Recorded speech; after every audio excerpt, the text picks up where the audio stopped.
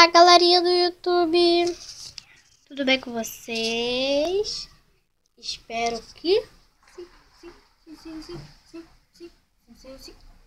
Então, o vídeo de hoje é tabuada nova que eu inventei. Não, que eu descobri, né? Eu tô treinando em casa. Então, vamos lá? Vou começar a dar de 2. 2 vezes 1, 2. Lógico. 2 vezes 2, 4. 6, 8, 10, 12, 14, 16, 17, 18.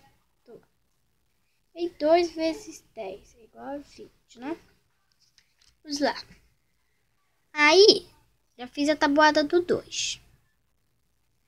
Aí, eu vou colocar mais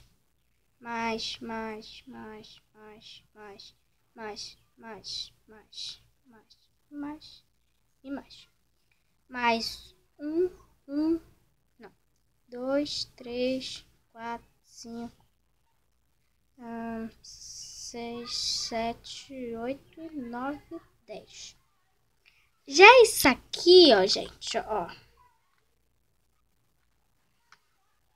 Já isso aqui já é partida da tábua do 3, porque ó, 2 vezes 1, 3, é igual a 3, né? Se for lá na tábua do 3, você vai ver que 3 vezes 1 é 3. Então, ó, 2 vezes 1, 3. E 4 mais 2. 4 mais 2 é 6. Então, é 6. 9. E 8 vezes 4. 9, 10, 11, 12. 12. E 10 mais 5. 11, 12, 13, 14, 15. 15 sempre vai dar 15. 12 vezes... Não. 12 mais 6. 13, 14, 15, 16, 17, 18. 18.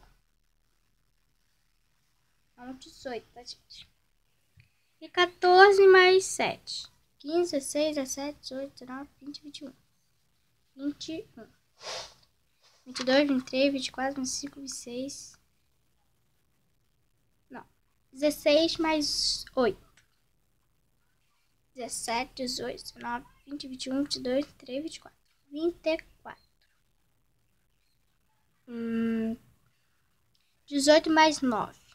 19, 20, 21, 22, 23, 24, 25, 26, 27. 27. E 20 mais 10. 21, 22, 23, 24, 25, 26, 27, 28, 29, 30. 30. Se vê na tabuada do 3, vai estar lá. 3 vezes... Olha lá. 3 vezes 1 igual a 3. Vai estar todo esse resultado aqui, ó. Vai ter todo esse resultado. Para você não precisar fazer isso aqui, ó, você faz assim. Entendeu? Então, gente, esse foi o vídeo. Espero que vocês tenham gostado. Então, já deixa o seu like. Se você não é inscrito, se inscreva aí embaixo.